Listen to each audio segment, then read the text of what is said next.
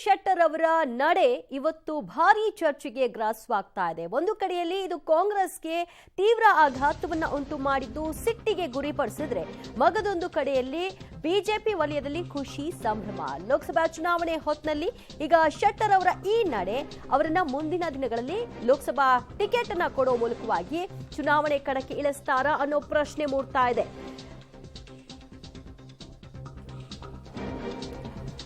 ಲೋಕಸಭಾ ಸ್ಪರ್ಧೆ ಹಿನ್ನೆಲೆಯಲ್ಲೇ ಶೆಟ್ಟರ್ ಅವರನ್ನ ಬಿಜೆಪಿಗೆ ಸೆಳೆಯಲಾಗಿದೆಯಾ? ಅವರು ಸ್ಪರ್ಧೆ ಮಾಡ್ತಾರಾ? ಬೆಳಗಾವಿ ಅಥವಾ ಹಾವೇರಿಯಿಂದ ಸ್ಪರ್ಧೆ ಮಾಡಬಹುದು ಅನ್ನೋ ಮಾತುಗಳು ಕೇಳಿ ಬರ್ತಾ ಇದೆ. ಹೈಕಮಾಂಡ್ ಮುಂದೆ ಶೆಟ್ಟರ್ ಈ ಬೇಡಿಕೆಯನ್ನ ಕೂಡ ಇಟ್ಟಿರುವಂತಹ ಒಂದು ಪ್ರಸ್ತಾಪಗಳು ವ್ಯಕ್ತವಾಗ್ತಾ ಇದೆ.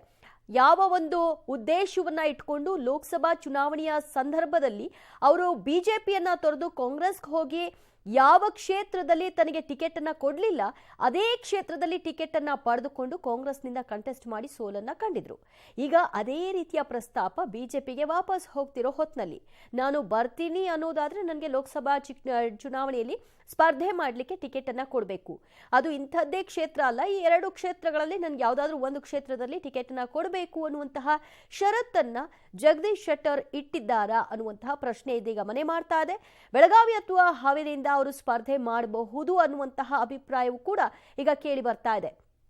ರಾಜಕೀಯವಾಗಿ ನಾನು ಒಂದಷ್ಟು ಕೆಲಸಗಳನ್ನ ನನ್ನ ಕ್ಷೇತ್ರದಲ್ಲಿ ಮಾಡುವಂತಹ ಆಸೆಯನ್ನ ಇಟ್ಕೊಂಡಿದ್ದೀನಿ. ಅದೆಲ್ಲವನ್ನೂ ಕೂಡ ಬಿಜೆಪಿ ನನಗೆ ಟಿಕೆಟ್ ಅನ್ನ ಕೊಡ್ಲಾರ್ದೆ ಮೋಸ ಮಾಡ್ತು ಅಂತ ಹೇಳಿ ಅವರು ಕಾಂಗ್ರೆಸ್ಗೆ ಹೋಗಿದ್ರು.